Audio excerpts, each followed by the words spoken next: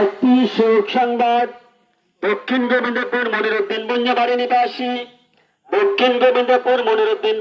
নিবাসী মরহুম আব্দুল সত্তরের বড় ছেলে জনাব আব্দুল মুনাফ ওরফে মুনাফ কামলা আজ বিকেল 5:30 সময় ওনার নিজ বাড়িতে ইন্তেকাল করিয়াছেন। ইন্না লিল্লাহি ওয়া ইন্না ইলাইহি রাজিউন।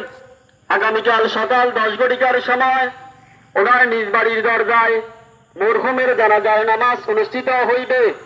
উক্ত জানাজার শরীফ হইয়া মরহুমের বিদায় আত্মার মাগফিরাত কামনা করে একটি শোক সংবাদ। দক্ষিণ গোবিন্দপুর মনিরুদ্দিন বুঞ্জাবাড়ি